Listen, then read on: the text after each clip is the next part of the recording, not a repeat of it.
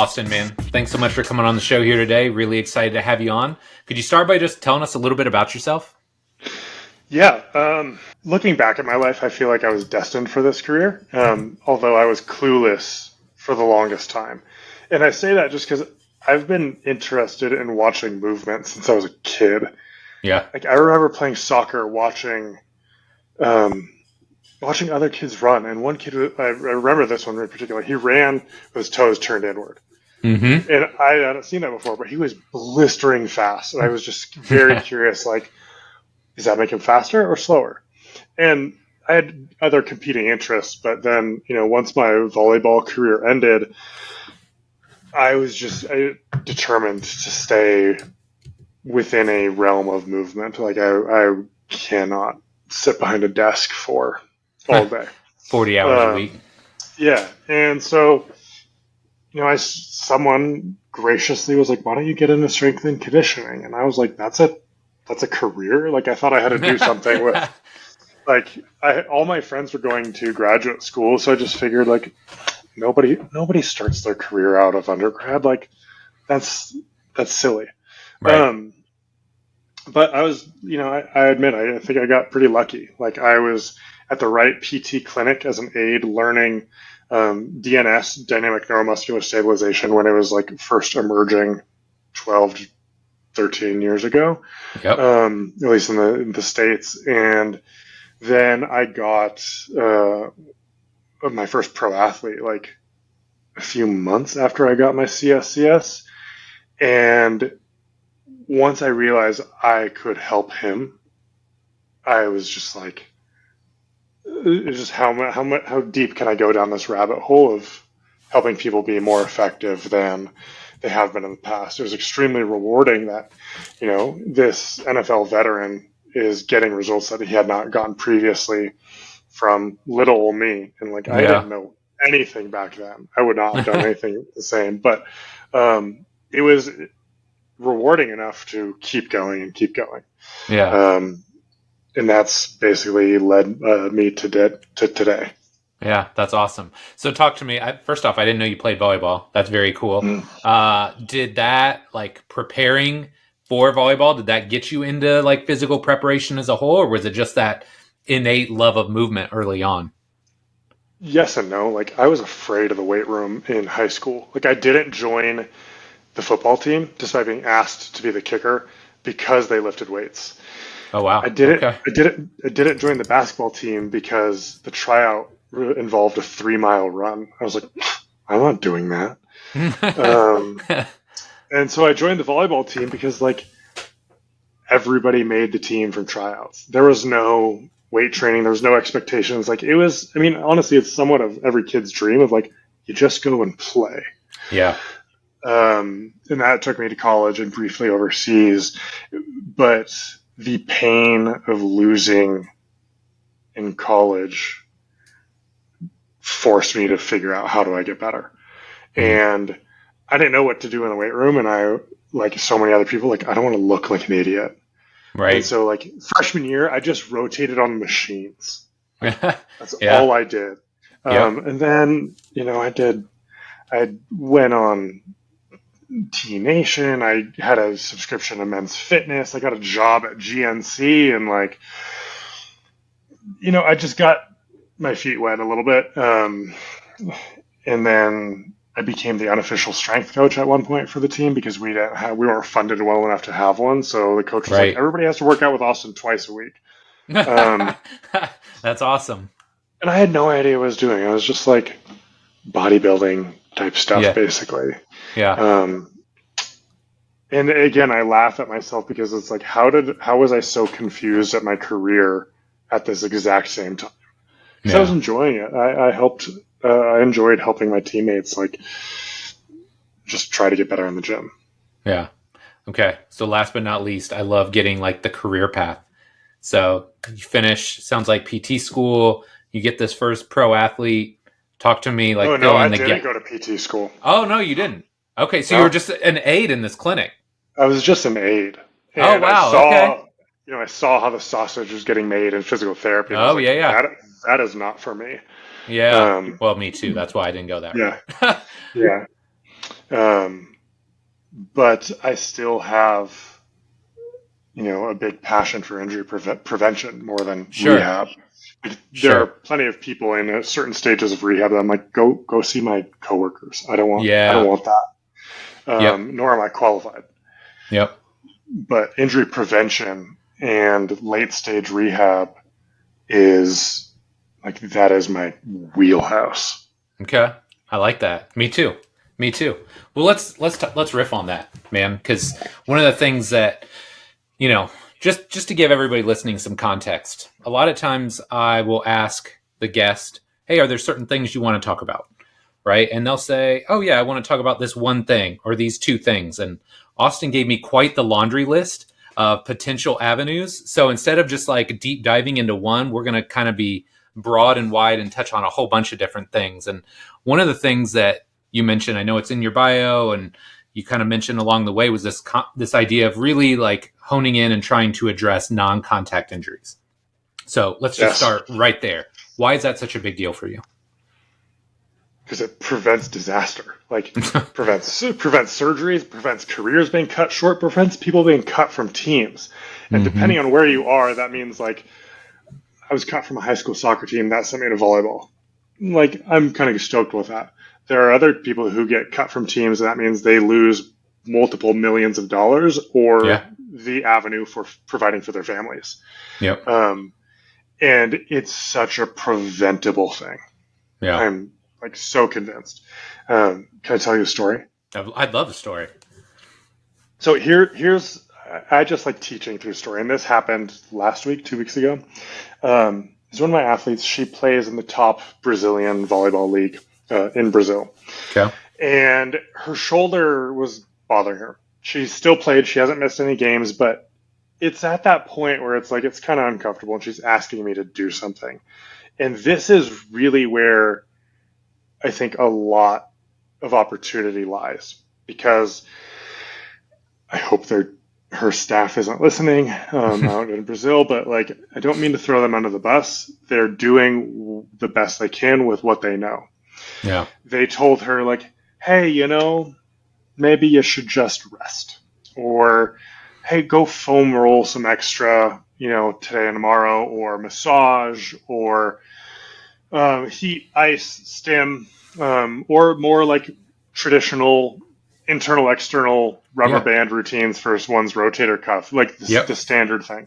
Yep. And she knows enough of what that does for her body, and she knows what I can do. And she's like, "Yeah, I'm not going to do that." In fact, last year she got a massage for, and the masseuse was like, "Oh, we really got to get out this trigger point. This is just causing all your problems."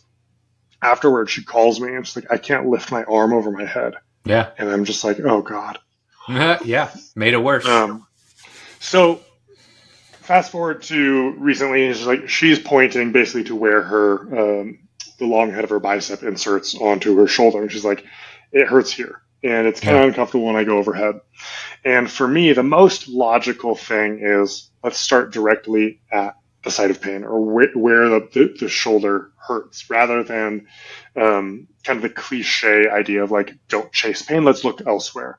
But Right. there's so many different movement options or muscles between, let's say, her thoracic spine or her core and her shoulders that it's less logical. And so my first experiment was to give her a tendon loading program for her bicep and work on her tricep in a certain form of a push-up to try to pull the head of the humerus backward into the socket a little bit more, Yeah. to put it more simply. And I have a rule with what I do, and that I give everything a 2-week experiment, and that if it doesn't get significantly better, and we know that we're on the right track within 2 weeks, we do something different. And I'm so grateful that she has the gumption to tell me like that didn't work. Yeah. Like give me something else. When so few athletes will stand up for themselves that way. Yeah. So next, I work on. I'm thinking, what's the next most probable thing? Let's look at her shoulder blade. and her collarbone is flat instead of say 15 degrees or so. Yeah. And in my understanding of how the shoulder should move, the shoulder needs to elevate when it goes into extension. That is when the shoulder blade should go into anterior tilt and elevation. Sure. And so because she plays so much volleyball overhead, I think that's for depressing her scapula too much, resulting in that flat collarbone. So I give her a lot of shoulder extension exercises, and that's in the right direction. It's like it feels better, but still bothersome. And she tells me basically like, I want you to come up with something else. And I go to the next most logical thing, but further away, which would be her thoracic spine. And why I was hesitant to go there is because there's so many different joints that could be responsible for causing something with her shoulder, different muscles, all these different options that could make it a little bit more complex of a solution. But since we ruled out the most logical things that are shoulder and shoulder blade, this was the next most logical thing. And it's something that was on my radar. She cannot extend her thoracic spine worth a damn. And so it's something we've been working on. And when I was confronted with this, like her thoracic spine she has not learned how to extend her thoracic spine since creating her new program in October. I've got to go back to the drawing board and figure out a new and creative way to get her to extend her thoracic spine. And long story short, I basically make her roll over. She's on her stomach, reaching back, grabbing her heels. So she's in kind of this like flying squirrel position. I call it flying squirrel rolling. Yeah. And I ask her to roll over. And one of the only ways someone can roll over with control, meaning not using momentum or jerking themselves around, is by getting thoracic extension and rotation. So she's on her stomach, rotating onto her left side. She has to extend her thoracic spine and rotate to the right. And by going after this, I then have a retest, and her shoulder starts feeling better, despite her apprehension. And so I run with this, and I go from prone to kneeling, where she's basically just leaning back and extending her thoracic spine and twisting, and then ask her to carry this over to the volleyball court. So how she warms up, how she hits the ball, how she throws the ball, I wanted it to be different and feel different, like novel and weird, so that she has this new movement pattern. And she texted me after the game and was like, that's what my shoulder's supposed to feel like. Pain is gone. Yeah. Completely. And this is a matter, granted, it took me a few weeks to get here. Once we found the solution, it's only a matter of hours before her pain was away. Now, she still has some work to do. Like, she doesn't have the physiological adaptations for this to be completely unconscious. But it's been enough weeks where I'm like, this is the direction where we're going. She's no longer asking me to go to to create something new for her. Right. And this is what I believe is possible in preventing injuries. Like, she can still play. She can still feel good. She can maybe still enjoy her sport because her shoulder's operating how she wants it to. And meanwhile, I get so frustrated and heated because it's like, why are we banging our heads against the wall thinking that it's a good solution when we do these traditional things that like just aren't that effective? Maybe they are for the general population. Right. But they are not for athletes. Yeah. Yeah. It's really interesting because I think so often we want to look really smart, It's like, oh, it's this shoulder pain, and we've all heard the story, right? Oh, the shoulder pain was connected to the person's big toe, and their big toe wasn't mobilized, like we're looking at like the furthest piece away from the kinetic chain. And not to downplay that, right? Maybe there is a time and a place, but sometimes it's like, hey, look, this area where it hurts, like if we just like kind of work on that a little bit, problem solved. Was it Occam's razor, right? Just like, hey, the simplest solution compared to the most like complex one. And in a lot of cases, the simplest answer wins. Totally. And like, again, if we believe people can feel better drastically quickly and we can gather good information about our experiments, then like we can spend time on this really simplistic stuff of like, maybe the pain is exactly where the solution lies. Like, we don't need to search elsewhere. And we don't Yeah. need to even spend that much time to determine if this is useful or not. Yeah. Well, I just think of it like this too, and this is a reframe that I use a lot of times with athletes and clients as well. Is this idea that, hey, look, like that pain, that's telling us something that's meaningful, right? So like instead of like shying away from it, not that we want them to feel that, but like, hey, if we can address that very quickly and create, like you said, some sort of response, it's like, hey, oh, that's less painful. Okay, now we're on the right track. And so again, Absolutely. kind of switching, they're just trying to work around it and manage it. Like, no, like this is telling us something. What can we do to actually address this and fix this issue? And maybe we unlock your performance in the meantime. Right. Can I yes and you? Hopefully Of not course. a yeah, It's not like going to bother me. we can change sensations with manual modalities. You can Sure. change how a muscle feels with massage, foam rolling, heat, stim, ice, the traditional things. But like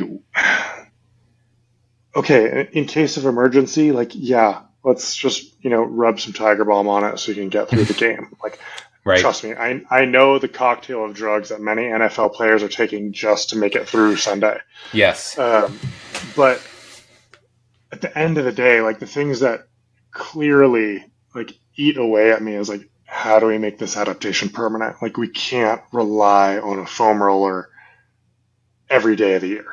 Yeah. Like, the body is adaptable. Let's just find the right stimulus to change it. Yeah. I love it. Okay, so kind of connecting some dots here. I know something else you're really passionate about is training kids, right? And how we should be developing our children. I think you and I are going to have a lot of similar thoughts here, but kind of two-parter. What got you excited about this? And let's just start with some issues. Like, what are we doing wrong here? Sorry, Steve the cat is trying to make an appearance. All good. This is such an open-ended question. I'm not even sure where to start. I'll start with like, what are we doing wrong? Parents are doing their best.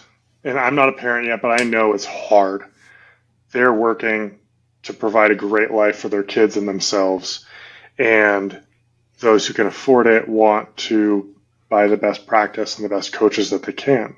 And so they pay, a club. They drop off little Billy at soccer practice and they see them doing drills with a soccer ball on a field with goals nearby. And they've been led to believe that that helps Billy become a better soccer player. And maybe it does at like an 18 and under level because just like if you just kick a soccer ball enough times, like the closed chain skills of kids will be better. But like we know the people who specialize early they're not elite athletes later. But what's worse is if we don't even care about performance, we just care about health. Like it's not fun. I don't know one person that enjoys kicking a soccer ball in a straight line back and forth to the same person for 15 minutes. But they do Yeah. it because they're told this is how you get to be a better soccer player, and there's a trophy at the Right. end and orange slices. And we do these mundane drills, and it's all kind of this illusion. We've been led to believe that the work ethic is what leads to getting better, but these practices, like there's plenty of research and textbooks written terribly, but that state, like we know this is not useful for skill development on any stage, on any Yeah. stage. But when it comes to kids, like they need more diverse movement. They need to be able to navigate a swarm of kids that is Bumblebee soccer. Uh-huh. They need to be able to predict the path of a ball on the ground and in the air to then intercept it later. They need to be able to predict somebody else's movement so they don't get tackled or tripped or fall over. They need to change their center of mass. Like I was on a run this morning and I saw kids and I'm like, oh, there's no chance you have ever bent your legs into like a deep squat, Yeah. ever. Or the electric bikes and electric motorized things for kids. Like, what kid needs a $15,000 electric bike when they've got muscles and a heart and lungs that work and they have the abundance of energy to Yeah. get themselves around the town. And so it's just like these good intentions have gone way too far, and it's slow cooked over such a long time that we haven't noticed it. And if you contrast that to the pandemic, where it goes from like everything's hunky dory to disaster overnight, we have the entire world coming together to try to find a solution. But I would argue that what is happening to kids has been a 50-year disaster in the making. And it's just been like, oh, it's just normal. Yeah. It's normal to see a 200-pound 7-year-old. It's normal that Yeah. like these kids can't run, jump, or know their left foot from their right foot. And there needs to be a drastic change. And I talk about this with some of my colleagues, and it's sad, but it's really sad. But I think it's the mental health side is going to get so bad with kids that might be the only thing that truly changes how we invest into kids' movement. Yeah. Man, I mean, there's a lot to unpack there. I think just starting with this idea of a lack of movement diversity, right? Like, okay, we're talking about, let's just say soccer or a club sport. But I mean, like, grassroots level, they are moving less at home, right? They're moving less at school, less recess. If they're doing a gym or a health class, a lot of times half of it or more is classroom based, right? They're not doing stuff in there. So you lose this broad base. One thing I hate about this discussion though is like I always feel like we're just preaching, right? It's just like, oh, back in the day when I was a kid, but there's a lot to this, right? Because we had this massive movement base and we played all these different sports. And then when it was time to specialize, in your case, volleyball, I mean, I played basketball and volleyball. When it's time to specialize, like, okay, you have 16 years of general physical development, right? Or 14 to 16. A lot of times now, man, I coached my daughter from kindergarten through 5th grade. 6th grade, she finally went into like a travel program. But I had girls that I coached in kindergarten and 1st grade, and the next year they were in travel, and they've been in travel ever since. It's the only sport they played. So this lack of movement diversity, right? So much emphasis on one sport, the monotony of playing the same sport year round, the overuse, right? You talked about your non-contact injuries. There's just so much to unpack there. It's like overwhelming sometimes to think about, like, where do we even start with this? So a few things, like not all movement needs to be organized sport. Yes, like agreed. There's snow on the ground here, and I still see kids walking to school in shorts, and I'm just like, I almost stop my morning routine to run out and like give the parents a high five and be like, "You're walking your kids to school, like, congratulations." Yeah. Next, and this is one of the main research articles that made me feel duty bound to write the book that I have coming out this year. There's the research article that basically shows that major tendon development stops at 17. Like the plasticity of connective tissue stops at 17. Yeah. Compared, like, it still adapts. We know that it still adapts afterwards, but it is not nearly as adaptable. And 17 is just an invented, arbitrary number. Like, biology has no idea what 17 is. It understands like the chemistry of when puberty ends. Sure. And so you have kids that finish puberty at 13, 12, and like then they've only had 12 years to develop a robust Achilles tendon. Yeah. And like, if they're only playing organized sports or only getting PE at school, where half of it, like, I watched one of the high school PE classes in California when I was still living there, and like half of it was sitting on the ground doing static stretching. And I'm like, yeah, their heart rate is plummeting. Like, yeah. Get them up and moving. And so it just has me think then, like, somewhat the complexity of some of adults' non-contact injuries is not necessarily due to the programming or what's happening locally within that season, but what happened 10 years ago, or what didn't happen, rather. Yes. Yeah. That's really important, because it only takes one of those injuries kind of on your watch or to one of your athletes for you to realize, wow, this is like you alluded to, this is traumatizing, potentially career threatening or career ending. I mean, it's the last thing you want to see or deal with. And I guess I never thought of it like that, right? I think most good coaches would always take it as a moment of self-reflection, right? Like what can I do better next time? Go back and look at the old programs. What could I have done better? How can I improve? Go back and you do your due diligence and like really research the topic too, right? Okay, I'm going to learn everything I can about ACLs or Achilles. But yeah, I guess I never thought of it like that. Hey man, what if this happened or this cascade of events started 10 years before? That's really Yeah. interesting. Mm-hmm. So, okay. So we talked childhood.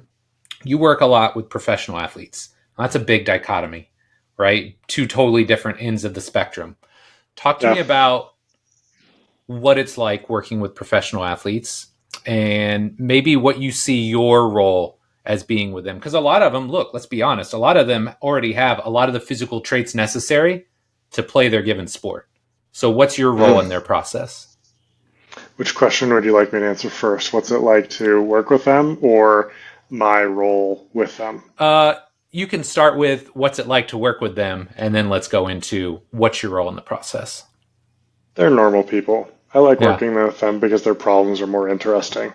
Yeah. They're a little bit more mentally challenging. The general population, it's usually like, this is going to maybe come across either very confident or very arrogant, but like I can usually solve the problem a lot quicker.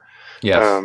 And I want something that's going to challenge me because I want to grow. And I feel like testing my skills at the highest level of sport is the way to do that. And they're just normal people. Like they do one thing exceptionally well, but like they're normal people. Like they don't Yeah. need to be on a pedestal, and most of them appreciate not Yeah. being on pedestal. My role with them first is to build a great relationship. Like I want to be in their corner. Like Yeah. a few weeks ago, one of the athletes, called me crying, and I was glad I picked up like on the first ring, and we just talked it out. You know. Yep. The other is like the story I told earlier with the American volleyball player playing in Brazil. She trusts me with her body and her career, Mm-hmm. and it's not a responsibility to take lightly. She knows and trusts that like if something is not going quite right, that I can intervene before shit hits the fan. Mm-hmm. And like I to the few athletes that I've worked with that like I couldn't figure it out and the shit ended up hitting the fan, like it eats at me. So guardian of athletic potential might be a nice way to I like to that. summarize it. Yep. I kind of think of it like this because I've run the spectrum over my career, right? And I still have some younger kids, like coaching my daughter and her soccer team and friends now. I got a couple high school kids, and then I've got, the savvy vets that have been in the game for a while. And I think of it kind of like this. And I'd love to hear your perspective on this too. Like with the young athletes, there's very much this just teaching them how to train, right? And maybe not even train, but how to take care of their bodies is probably the best way to put it. And that's one of the things I always sell to parents, kind of on the back end. But for me, it's as much the front end. It's, hey, look, we're going to help Johnny get bigger, faster, stronger, fill in the blank, right? Whatever physical output they're chasing. But we're also going to teach them how to take care of their body because whenever they're done playing whatever sport, they need to be able to take care of themselves the rest of their life. So that's kind of how I think of it up front. On the back end, they trust me, right? But I'm responsible for their off-season training. And in a lot of cases, they have to go to a team or they have to work with somebody else for 6 months, 8 months, 10 months out of the year. So now it's teaching them how to take care of their body individually, but also like critical thinking, problem solving. Okay, if you don't have access to this, what can you use instead? Right? Like making them an advocate for themselves. So like what's your thought process there? When you're working with an elite athlete, you got them there. It's one thing to have them in your doors and you see them every day and you train them. When they go off, how do you give them the skills necessary to be successful on their own? Depends on the situation that they're in. Yeah. If they have more freedom I mean, it depends on the sport. Like a lot of baseball players get much more freedom than NFL players, um, and that's just kind of the culture within the sport. Yep. Um, and so I tell them to dance the dance, to play the game. Like, don't make any enemies. Your job is as much political as it is performance. Yeah. Um, but like at the end of the day, your team's not looking out for you. Yeah. Like That's absolutely fair. That's absolutely yeah, fair. the ecosystem there. It's like, well, I'll focus on you as much as it will keep my job. Yeah. Um, and I get it. Like, I get it. Um, and so it depends. Like there are some athletes. I got a college athlete out here. She's very good, and I kind of had the conversation of like,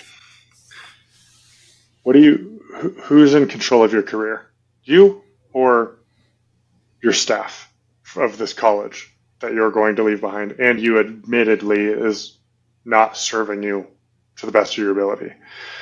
Like you got to make some hard decisions. Yep. You're going to have some hard conversations. And I can't tell you exactly how to do that, but I can tell you like this what based on what we're seeing together, this is the reward at the other end of of that Right. path. Right. And try to dance a dance with them, and like it's a little bit of give and take, and be very weary with their egos, trying not to squash them or offend them. Yeah. But still, at the end of the day, like it's your body, it's your career. Yeah. Make choices that are for you. Yeah, I think that's a hugely important message and can be hard. Some people are naturally better with conflict than others, right? Some people you have to educate them like, hey, look, these are how you navigate these situations or how you navigate these discussions, because some people, again, they don't want to offend, they don't want to step on toes, and rightfully so. Because in some cases, right, like let's say you're at a university, you could potentially work with this person for the next 4 or 5 years. Right. So you have to have that kind of mindset going in. But one thing I'm really interested in, because I have a lot of team sports people on this show, and just to put this out there, I don't think all team sports people. I don't want it to come across as I think all team sports people are bad, because that's absolutely not the case, right? Like anything else, there's great team sports coaches, there's bad ones. In the private sector, there's great coaches, there's bad ones. There's the spectrum, right? So a lot of it is contextual and depends on the situation. But I don't get as many people like you on who are in a similar situation as myself, right? Where we have a private facility, right? We have professional athletes and they go and work with another team or another staff. So I'm interested, how much interaction do you get with the S&C staffs of your athletes? Like, do you get much interaction with them? Do they reach out to you and say, hey, Austin, what are you doing with Barry or Suzanne in their off season? Do you get that kind of interaction, or is it just like kind of a hands off, okay, thanks for taking care of them? I think my answer will be somewhat be a State of the Union address on American sports. I love it. I've been doing this for 12 years.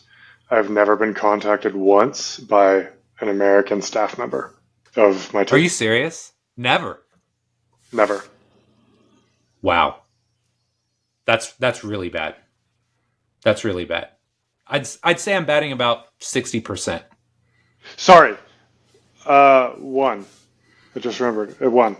Okay. Granted, I think he was a batting coach, not S&C, Okay. not physical therapy. A batting coach. Yeah. It was just curious. Yeah. Oh my gosh. Okay, so I'm just going to give a quick shout out to the Memphis Grizzlies, because I've worked with them, interacted with them. It's seamless, right? Hey, what's our guy doing? Perfect. Okay, now I know what he's doing in season. We go right into his off-season training. All right, he's going back. Here's what we've been doing. All right, boom. We know what we're doing. Like that. Like that's how I feel like it should be, right?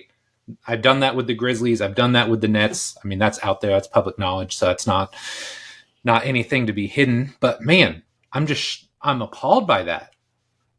I'm appalled by that. Like, that's Yeah, such a disservice to the athlete. I mean, it is. It's also, I'd like to think that I have some value to offer. It's more of a disservice to the staff. Like, if I was in their position, I would be inviting everybody. Like, I would have a, I would, from my understanding, this is kind of words I'm plucking from what I've heard. Is like, one of my athletes goes back to their team and they're like, oh, how much can I cuss on this show? As much as you need to. Right. Look, I've had Luca on. Yeah.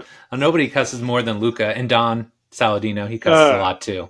You're good, man. so, like, they go back to their team and they're like, yeah, my guy back in, California, now Colorado, he says I need to be doing these things, so I'm doing it. It makes me feel good. And then this massive eye roll, and it's like, everybody's got their guy.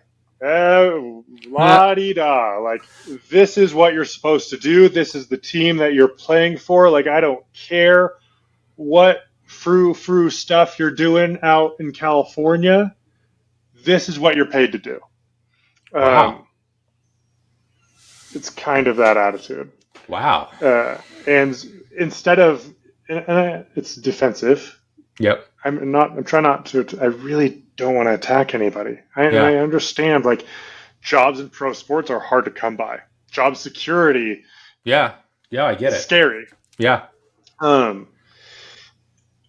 but I would just want to be much more inclusive and curious. Like, oh, this guy's coming in with some stuff that I've never seen before, and he's getting results, and he's been healthy for 8 years. Yeah. Absolutely. What's he doing? Right. Like, why is this different, and why is this working for him? Yeah. Like, and if we were just as a whole industry, if we were just a little bit more curious, like, we would learn so much more. Yep. Yeah. No, I couldn't agree more, man. And I'm just thinking about, like, I think it's probably the 80-20 rule, right? There's the 20% that really want to see, like, hey, man, what's on the other side of this? Like, I do things my way, but I want to learn what other people are doing. And, I gave a couple NBA teams, some shout outs because, again, they reached out to me, right? They want to collaborate. They want to work together because, that's how the athlete is best served, right? I'm reminded of Buddy Morris. Buddy sent a guy to me. Literally, the guy was coming for 3 days. He's like, hey, this guy knows, it's a football player, right? He's like, this guy knows his way around the weight room. Like, you don't have to do too much. Buddy talked to me for an hour to get me set up for 3 days of training with this guy. And the guy knew exactly what he was doing. Like, he would go in, he had his warm up. Like, it was the tightest, most efficient thing I'd ever seen. But just, like, respect to those kinds of guys and gals that are willing to go out of their way and, like, hey, let's collaborate on this. Let's make sure that we get the athlete the best possible result. And I mean, I just wish there was more of that. And I hope that as our industry evolves, the ego will get stripped away. I think part of that is age too.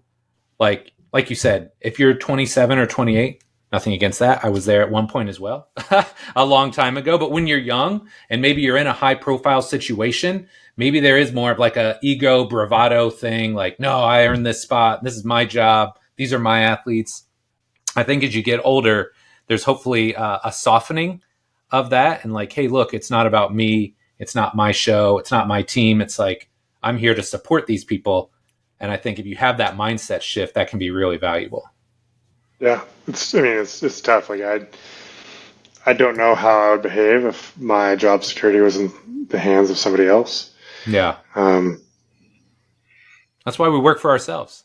And yes. we choose how much stress we want to take on in our own lives, right? I mean, sometimes I think about, like, oh, I would probably work far fewer hours if I worked for somebody else. Yeah.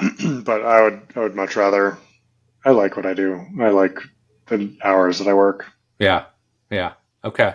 So talk to me about something else. One of the things you talked about was health.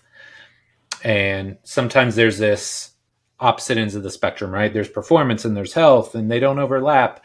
I would love to hear just your thoughts on that general mindset and what we can do. This is a big one, but what can we do Yeah. just as a culture to improve our health? Because it's not great. Let's be honest. Like you said. Yeah, I mean, I want to first admit that I am not the expert on this. I I'm refer okay with to that. my doctor or my nutritionist for these things. My chauffeur knowledge is what I'll Okay. allude to here, and that's like we seem to be caught up on the bright, shiny things, the new technologies, and like the Theraguns and the foam rolling and what sauna and ice bath or whatever biohacking is popular today. Yes. And okay, great, but like, how well do your cells function? How much sleep are you getting? Have you gotten blood work recently? Like, what's really going on inside of you? Yeah. Because whatever modalities or fads you're buying into are only going to be as effective as the function of the cell and your Sure. mitochondria and whatnot. And Sure. so, like, a lab test is not that expensive. You can do Inside Tracker and just spend $300, get a basic amount of knowledge, and like maybe your iron is extremely low, and you're an endurance athlete, and you start supplementing that, and like instead of just slaving away on the miles week after week, Yeah. you take some iron, and all of a sudden you start feeling superhuman. Yeah.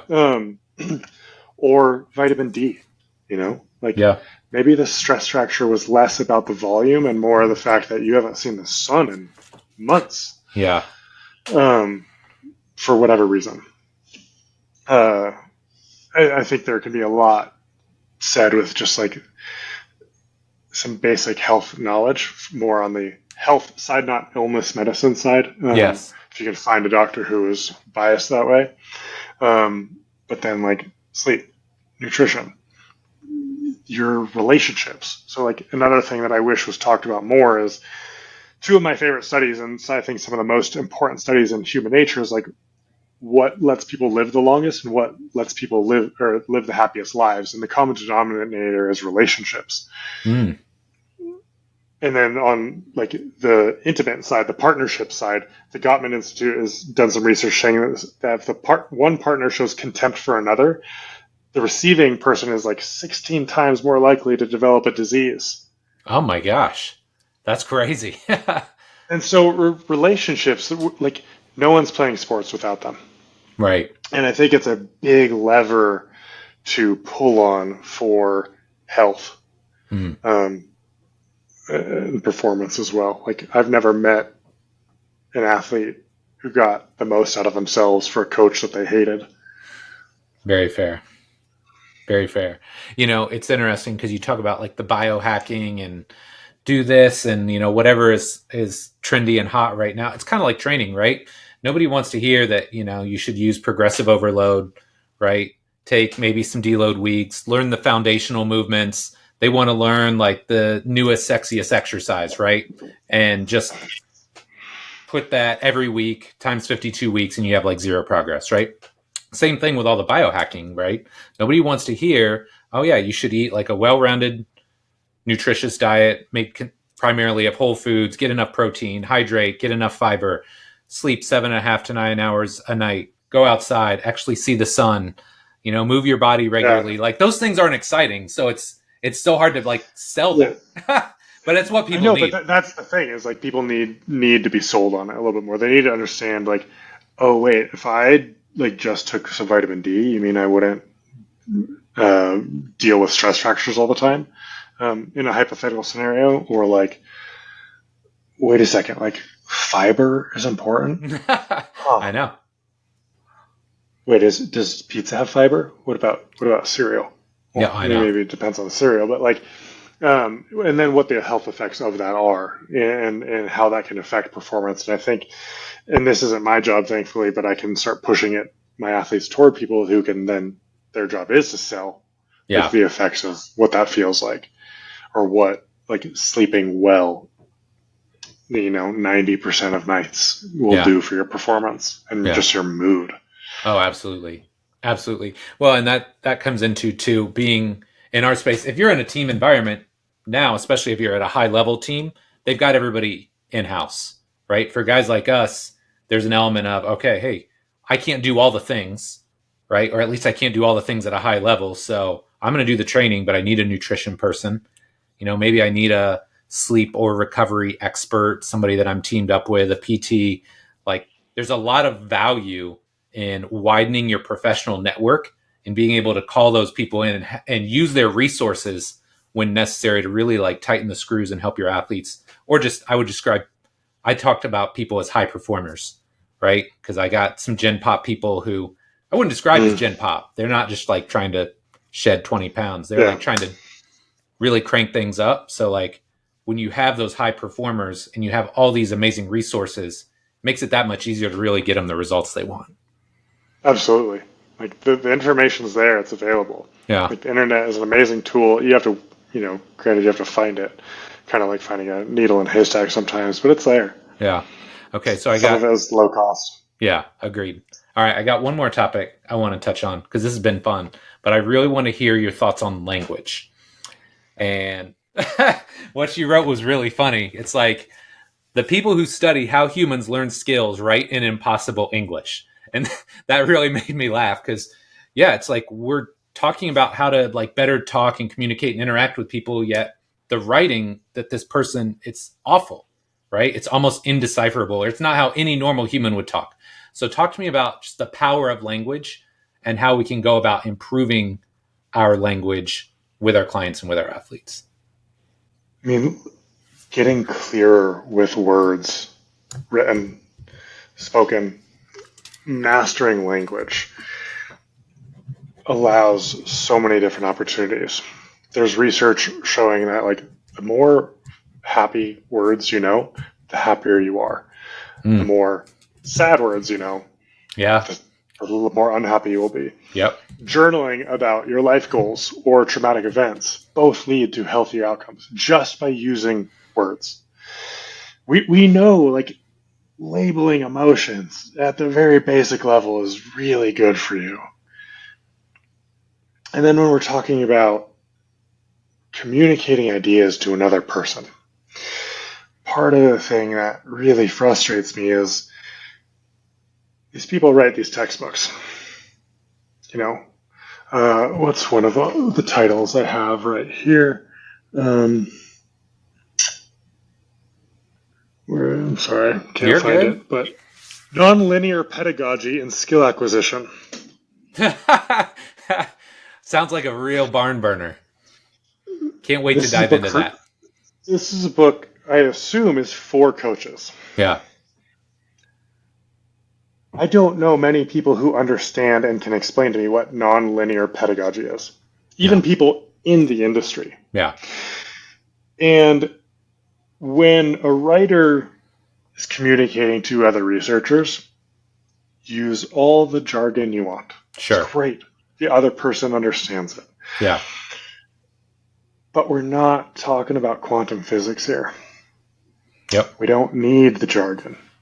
We're talking about jukes, jumps, sidelines, kicks, tackles, throws, at-bats, pitches.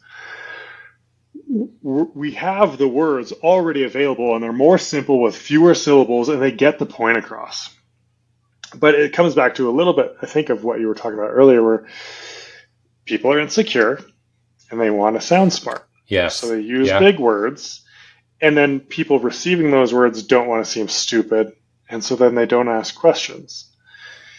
And I was in the same boat many years ago when I started reading this stuff. And I was reading these things with big words, and I'm like, God, I am a big old dum-dum. Yeah. I don't, what is an affordance? Constraints-led approach. What approach to what? And then you have a paragraph here, but it's one sentence, and every word has 4 syllables. And I assumed, like, wow, I must have no clue how people learn skills. And then I started talking to some of the people who knew this stuff and were using it in practices. And I watched the practices. And they weren't that special. Yeah. what the special part is that they weren't the soccer drills that I talked about 30 minutes ago, Yeah. like kicking a ball back and forth. It's like, Yeah. oh, they're playing games. It's less predictable. Oh, they use a sideline on the right side of a person to force them to go left. Huh. Why don't they write it that way? Right. And I still don't really know. But like across the world, from all the athletes that I've talked to, every single one has their practice pretty much structured with like boring, irrelevant stuff for the first like half of practice to 2/3 of practice, and then the fun, competitive stuff in the end. Yep. And based on what I understand about these big worded textbooks, like a lot of that initial stuff is pretty useless. Yeah. Like there was a video in the NFL of like a ball security drill where they ran in place and then fell to the ground. Like that is this like dire problem. We have this dire problem of how sports are practiced. And we have this amazing information that tells us how humans learn skills best. And it's basically through some form of play. Yep. Let me just generalize it there. Yep. Like make it unpredictable and make it playful, and people will get better. And so we have this huge opportunity. And words, speaking clearly, writing clearly, is the bridge to gap these two. Yeah. And that is why, like, in the book that I have coming out, like, the last half of the book is completely dedicated to writing that bridge so that coaches can make more effective practices for their athletes. Like, athletes will get better, they'll have more fun, and, like, where's the downside? You mean we use less jargon, less nomenclature? Do I need that to feel good about myself? That's a big one right there. That's a big one right there. So I got a couple notes I jotted down here. Number one, this reminds me of Rhett Larson. I don't know if you know who Rhett is. He was on the podcast a couple weeks ago, but his whole thing is like no zombie warm-ups. So instead of doing the same pre-can warm-up every time, like everything is dynamic, engaging, it bakes in, all these things that will carry over to his volleyball players, but it's so impactful and it gets them so switched on early in the session. Like immediately, instead of, this kind of ascent into practice, they're like here right off the bat and they're ready to go. So the practices end up being so much more effective. But one of the things you talked about, and I think this is really important because this is something I struggled with, right? When I was younger and somebody very smart or somebody I thought was very smart would talk to me, like you alluded to, they might be using total jargon for whatever reason. Maybe that's just the way they think, because some people do just think in jargon and high-level medical textbook talk. Other people want to seem really smart. And so I had this same issue of, well, I don't want to seem dumb, so I'll just nod. Okay, yeah, great. And you don't really learn anything, and you move on, right? So one of the things that I've started to do as I got older with people that I think are going to give me an answer like that is I will say, explain it to me like I'm 5. And I stole that from one of our old coaches, Jay Chung, because, for example, Bill, who I work with, Bill Hartman, brilliant.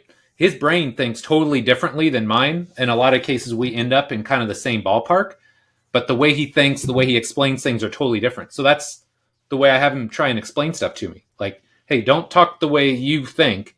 Talk to me like I'm 5. How would you explain this to a 5-year-old? And ultimately, in a lot of cases, I find it helps kind of strip some of that away. And ultimately, the person that's talking gets better at explaining or describing their thought, concept, idea, whatever. And on my end, hopefully, I actually take something away from it and I learn something new and that I'm able to apply later on. That's fantastic. Like the most important thing is that you were brave enough to ask that question. Yeah. It took a while. I'm 45. It took me a while. But because at some point, it's not about looking smart anymore, right? Like I don't care about putting my stamp on this athlete's program, right? I want the best thing for the athlete. In this case, I don't care if you think I'm smart or not, like whatever. I just want to understand what you're doing so that I can then either take it and apply it, refute it, whatever. But if I don't really know what you're saying, then I don't really get anything out of that interaction. Exactly. It's a waste of time, Yeah, everybody's time. space, oxygen. Yes. Yeah. Okay.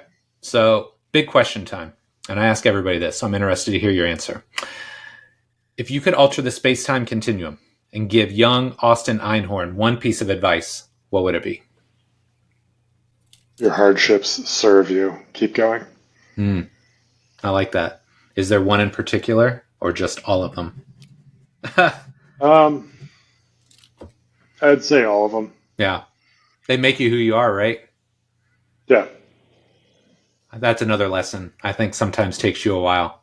When you're young, you don't want to deal with pain, suffering, that sort of thing. You still don't when you get older, but I think you see the value that they provide.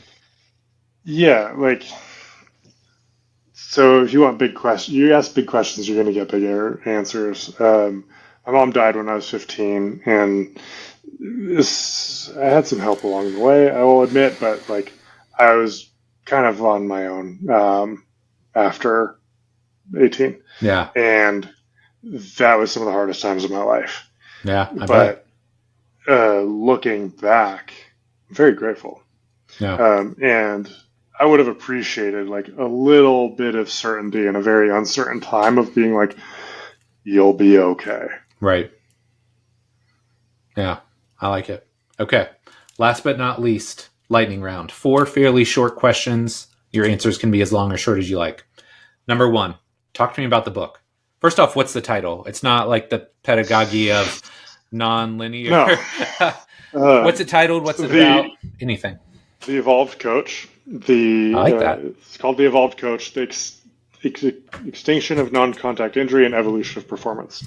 And it's divided into 3 parts. The first part is childhood development. And I use a metaphor that has worked really well called movement banking. You know, you make investments into your movement when you're very young, and those will pay off huge dividends when you're older. That's the first part. And seeing like those are the basic building blocks that we need to get right. Yep.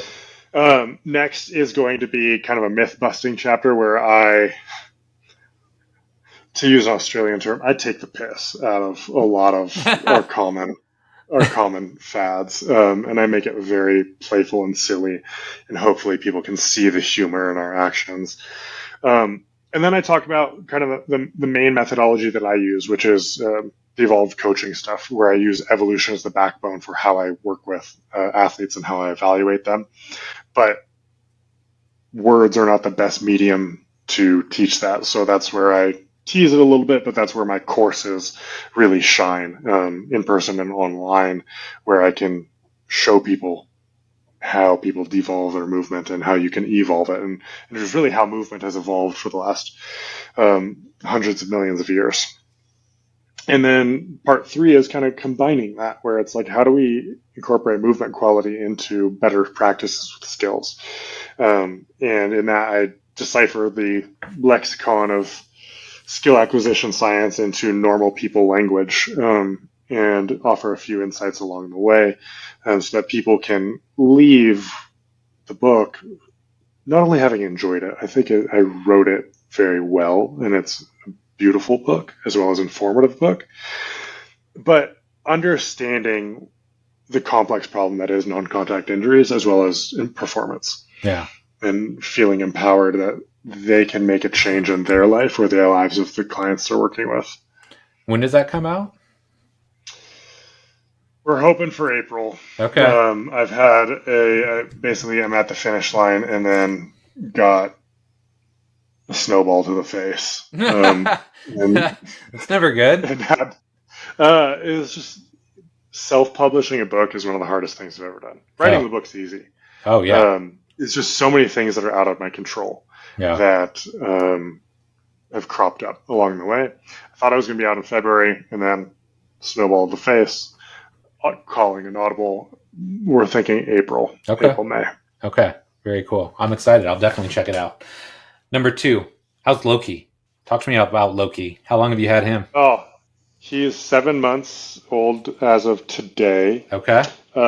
He's a mostly Dutch Shepherd dog with a little bit of pit bull, and he is I mean, I'm going to sound like so many parents, like, he's perfect. Um, Yes, I know. I love my dog. he's great. Like, he listens. He's extremely motivated to learn and, please me. And so obedience training, we do a lot of training, but it's also like I learn a lot about skill acquisition for humans by working with a dog.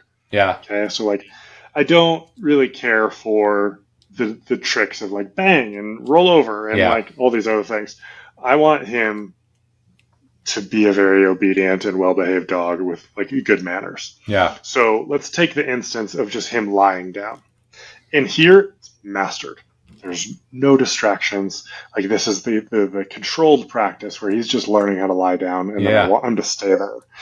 But then we go into the backyard, and all of a sudden there's birds, and there's dogs in the neighbor's yard, and all Oh of a yeah. sudden like he's kind of forgotten it. And it's this lesson that like skills need to be practiced in different contexts. It's not enough to just like in the case of volleyball, it's not enough to just like practice your serve in an empty gym and then pat yourself on the back because you're doing the work where nobody's watching. Like, Right. cool, that's like some self-esteem boosting, but that's not going to make you a better server.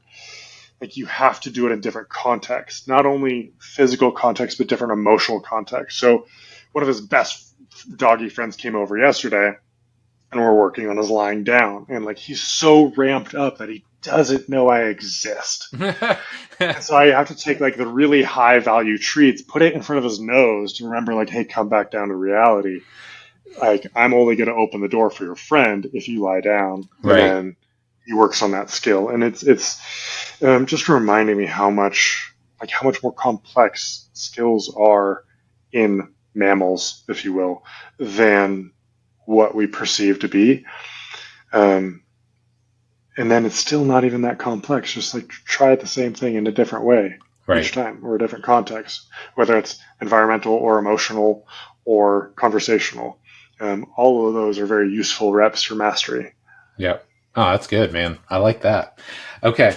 Tell me the story about this 330-pound lineman you have that is also a rock climber. Talk to me about this guy. It sounds like a savage. We met at the Super Bowl in 2017. He had a lot of problems with primarily his back, some herniated discs. Came from a powerlifting background, like quintessential football culture imprinted upon him. And he didn't believe a word that I said for 4 years. Yeah. But he kept coming back to me because it was working. And like, yeah. This inner turmoil of like, this guy is saying some nonsense, but like in the first year that we worked together, his back squat went from 545 pounds to 675 pounds. Like, oh my gosh. Not a novice in the weight room. No. High training age for sure. Yeah. And that's a 24% PR. Oh my gosh. That's savage. And like, he feels like this guy just doesn't make sense, but it's working. And I want to be good at football and keep my job up. I'm going to keep seeing him. And I don't remember exactly like what pushed him over the edge to finally believing what I had to say. If it was like one moment, I'll text him and ask him later today. But he's now an amazing coach. Like, when we work together every summer, I make sure to overlap some athletes to like, the best way I think I can help him is I ask him to teach now. I'm encouraging him to go into coaching when he's done, if he wants to. And he does such a good job.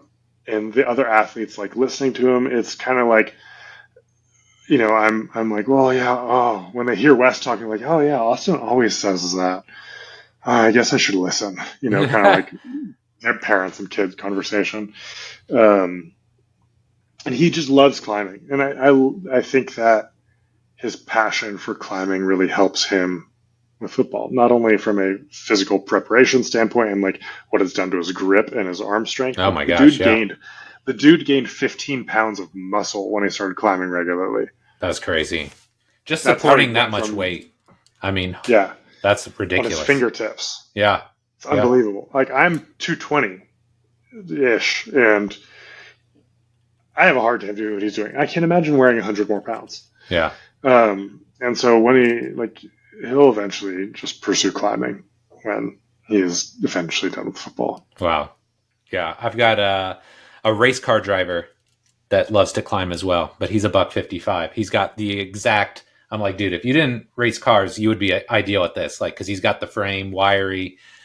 Yeah. A 300 plus pound human being climbing rocks is impressive. Okay. Last but not least, number 4. What's next for Austin Einhorn, man? What are you working on? Obviously, Teaching. the book. Teaching. Talk to me about that.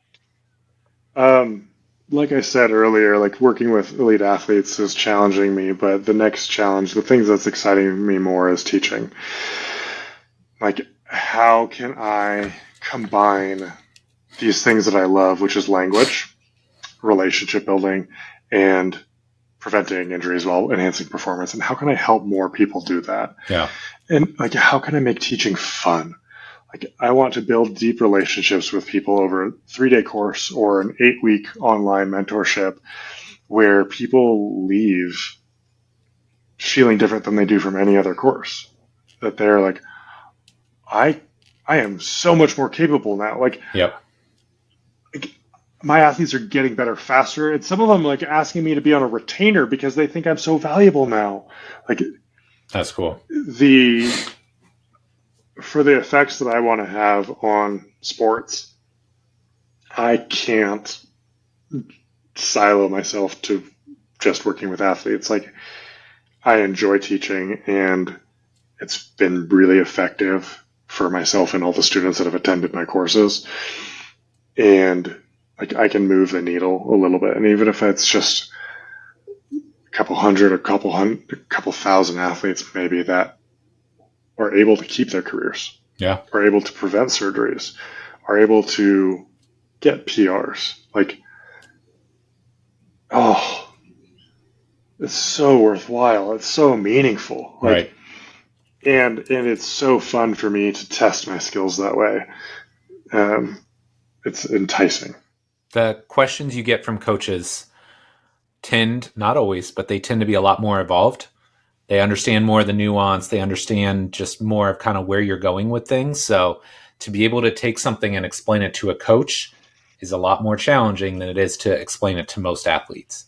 So it makes you evolve your own game, right? It makes you sort and organize all your thoughts, which is a whole nother ball game, right? It's one thing to own it up here. It's totally different to be able to like put it in this really nice format that other people can then understand and use and apply. And yeah, totally get it. And I always think of it like this: as amazing as it is to work with athletes, and I will do that as long as I can. It's also amazing to unlock other people's education, unlock their minds, their curiosity, and then have them then take that and apply it with their own athletes, right? It really allows you to kind of leverage your own knowledge base. So it's not just siloed to the group of people you coach on a regular basis. Now you've got so much more scope, so much more leverage and ability to impact other people. It's really powerful. Right. Yeah. I mean, at the end of the day, it's a puzzle for me to solve. And like, that's what's more fun for me. I don't really care for sports that much. Like, what's more fun for me is just like, I just want to solve these problems. Yeah. Like, that lights my fire. Yeah. I love it, dude. Well, Austin, for not having a script, this is pretty damn good. This is fun. Like, we touched on all kinds of different topics. A lot of fun chatting with you today. Where can my listeners find out more about you?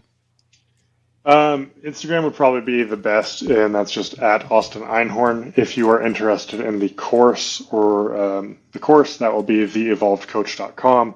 The book will get plugged there too, I believe, but Instagram's kind of the main outlet. Okay. If you're interested in other aspects of my writing, I write a blog with basically I create two things. I create a Puros, which is the location of where I train athletes. Yep. That has the blog. But again, like, the Instagram's the home base. Perfect. I'll make all sure the announcements get made there. Okay, perfect. I'll make sure I get those links in the show notes so people can find you. And again, Austin, this was amazing, man. Thanks so much for coming on the show. Thank you.